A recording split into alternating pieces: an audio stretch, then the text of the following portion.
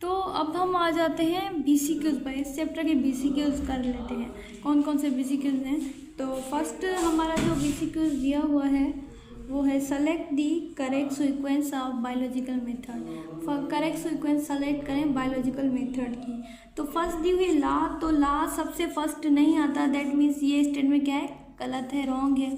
फिर दिया हुआ हाइपोथेसिस, थ्योरी, ला, रीजन। तो हाइपोथेसिस के बाद रीजनिंग आती है, फिर आती है थ्योरी, फिर ला। तो ये भी स्टेटमेंट गलत है। तो हम लास्ट वन पे आ जाते हैं। इसमें भी ला जो है फर्स्ट दिया हुआ है, तो ये स्टेटमेंट यहीं रॉन्ग हो जाती है।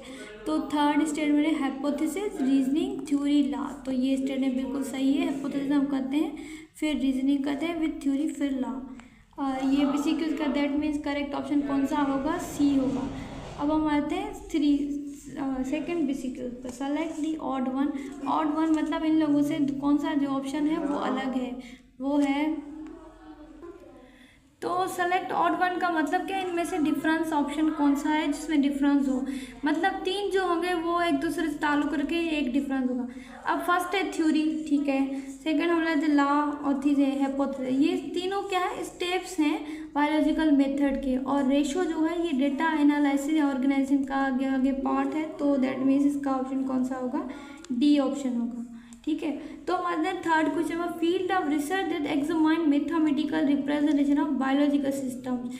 जो फील्ड ऑफ रिसर्च है, जो मैथमेटिकल रिप्रेजेंटेशन बायोलॉजिकल सिस्टम पर एग्जामाइन करते हैं, वो अभी भी हम पढ़ के आए हैं, वो है मैथमेटिकल बायोलॉजी। जब वो मैथमेटिक्स अप्लाई करते हैं बायोलॉजी में, तो ये ब्रांच है बायो की, साइंस की। तो हमारे फोर्थ BCQ पे biological method involve all of the following except. Biological method में सारे इन्वॉल्व हैं, एक्सेप्ट कौन सा नहीं है। फर्स्ट है डेटा कलेक्शन। आप इसमें थोड़ा कंफ्यूज होंगे कि डेटा कलेक्शन तो ऑप्शन नहीं दिया हुआ बायोलॉजिकल मेथड में। तो फर्स्ट हम जब कोई भी जो प्रॉब्लम है वो एनालाइज करते हैं, देखते हैं, पता चल जाता है कि कौन सी है वो प्रॉब्लम। उसके बाद हम उसके अकॉर्डिंग क्या करते हैं, डेटा कलेक्शन करते हैं, फिर ऑब्जर्वेशन आ जाती है। तो ये भी इसका पार्ट ही है। उसके ऑब्जर्वेशन ये भी इसका पार्ट है, एक्सपेरिमेंट ये भी बायोलॉजिकल मेथड का पार्ट है, प्रोपोर्शन ये डेटा एनालिसिस का पार्ट है। तो ये इसमें नहीं आएगा, दैट मीन्स डी ऑप्शन इसका करेक्ट है। अब हम आ जाते हैं अपने फिफ्थ BCQs पर। तो scientific reasoning move from specific to general. वो कौन सी रीजनिंग है जो मूव करती है स्पेसिफिक टू जर्नल? तो वो इंडक्टिव रीजनिंग है, डिडक्टिव नहीं है, जिसमें हम स्पेसिफिक टू जर्नल मूव करते हैं। इंडक्टिव रीजनिंग में हम मूव करते हैं, और डिडक्टिव रीजनिंग में हम जर्नल टू स्पेसिफिक मूव करते हैं। तो इसका ऑप्शन कौन सा, ए ऑप्शन होगा। उसके बाद आते हैं हम 6 BCQ पर। Quantitative observation is use of. Quantitative observation हम कौन सी चीज़ यूज़ करके करते हैं? तो सेंसेस का हम क्वालिटेटिव में करते हैं, कोई गैस नहीं, ये तो नहीं होगा। रेशियो तो अलग ही पॉइंट हो गई। तो इक्विपमेंट यूज़ करके हम मेजरमेंट करते हैं, तो क्वांटिटेटिव ऑब्जर्वेशन हम उसी में यूज़ करते हैं।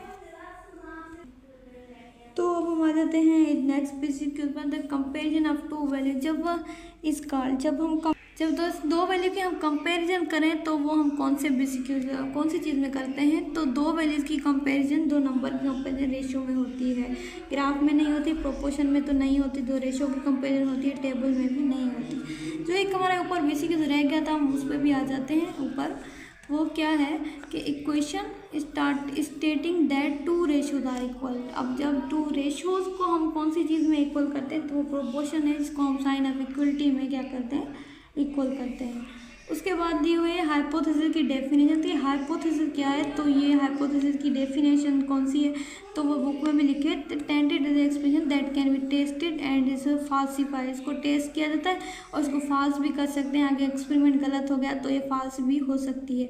ये एक वेरिएबल ऑब्जर्वेशन है, तो नहीं, ऐसा भी कुछ नहीं है। ये fact based on quantitative data that is falsified, तो ऐसा भी नहीं है। Same as think is the unproven theory, नहीं, ऐसी भी नहीं है। थ्योरी अलग, बात ही अलग है।